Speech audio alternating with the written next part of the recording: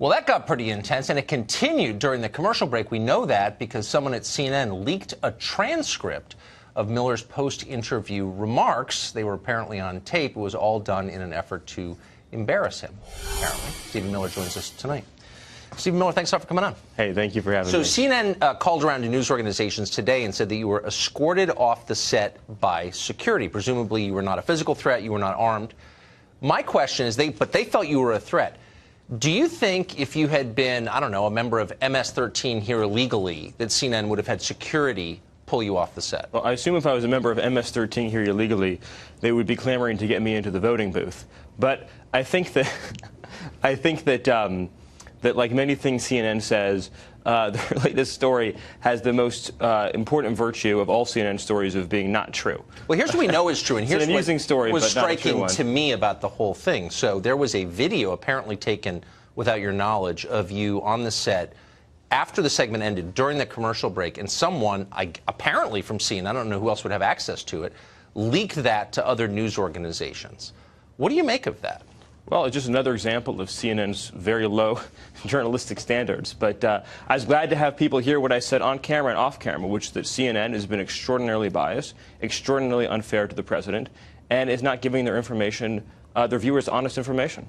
So you wanted to talk about immigration, and the DACA debate is obviously the focus of a lot of energy in the Congress right now. The priorities for the administration, you have said, are ending chain migration, financing a border wall, and ending the diversity lottery. Of those three, what would you say is the most important priority from your point of view? Well, look, we need them all because the reality is that anything you do on DACA is going to have some predictable consequences, right? You're going to have an increase in new illegal immigration, so you need to have a wall, you need to close the enforcement loopholes.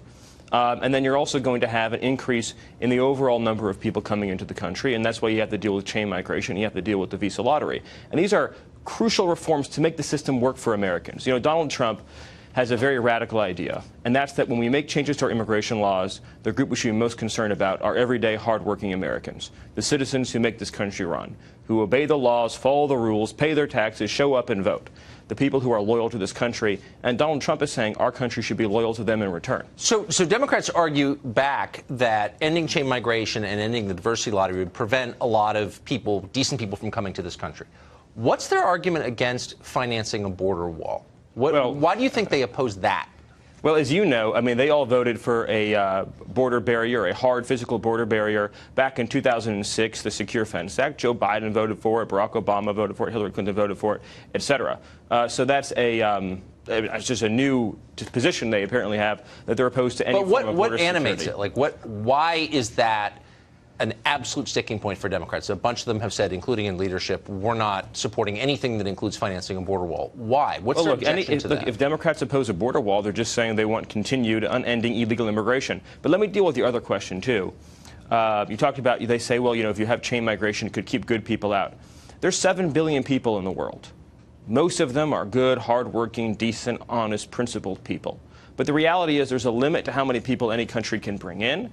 And we as a country have a right to say we want to bring people in based on their ability to contribute to our economy, to be safe, productive citizens, and to uplift the nation as a whole. You know, you think about our current system of chain migration, Tucker. So over the last 10 years, we've admitted about 10 million people through our chain migration system.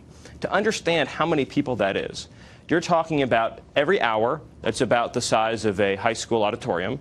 Every day, it's the size of a large high school. Every week, a small city. Every month, a medium to average sized city. And every year, a very large city, a city the size of Washington, D.C., or almost to San Francisco, every single year, just through chain migration. What's the effect of that on taxpayers? What's the effect of that on wage earners? What's the effect of that? And that's legal. Right. That's just folks coming in on green cards through chain migration. So I always ask this question of proponents of immigration, including of illegal immigration. What's the ideal number of immigrants, people from other countries, moving here every year? Right, and oftentimes they don't have an answer to that question. Well, what's your answer? I have my own views on it, but I think the important point is that ending chain migration, as the president has called for, is necessary not just for economic security, but for national security. You saw the recent attempted terrorist attack in New York. The individual who came here was brought through the chain migration system. Right, they came through a nephew green card. Right. And that's just not a smart way for a country to run its immigration system. So what should be the criteria for entry in the United States? Well, Donald Trump supported the RAISE Act, and it looked at things like, what's your proficiency in the language? What economic skills do you have? Do you have a background in sciences? Do you have a background in engineering? Do you have a background in law or writing? It looked at things like your age. Obviously, if you bring in immigrants who are in their 80s or 90s, that's going to have a significant expense on society. So you want folks primarily in their working years. But what about, I mean, we interviewed someone last week who said, well, who will pick the strawberries? I mean, how many immigrants, low-wage, low-skilled immigrants, do we need a year for the ag sector? Well, as you know, only about 1% of the immigrant population of the country works in agriculture. So it's discussed a lot, but it's a very small portion of the overall labor force. The typical job that a lower skilled immigrant worker might do might be construction work, it might be hospitality work, it might be restaurant work, or it might be not working at all and just going onto the welfare system if there isn't a job for that individual. So if there's no clear economic rationale for our current immigration system, and it doesn't sound like there is one, there's no economist saying we need to bring in this number of low-skilled immigrants, then why does the Democratic Party support our current system and want to liberalize our current system so vehemently? What motivates them? Well, you're asking the right question.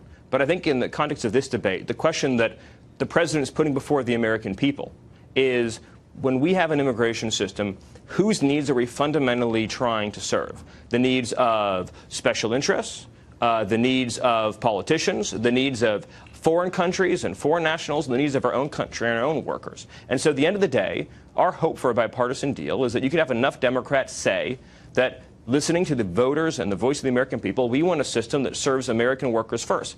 And what Donald Trump has done that's so exceptional is, for the first time that I can remember, for the first time you can probably remember, we have a president of this country who, when he talks about immigration, he talks about what is right for the everyday, hardworking person. So we're almost out of time, so I just want to get to the one quick political question, which is, Democrats have said they're not going to come to any deal with these three components in it: border wall, reducing chain migration, ending diversity lottery.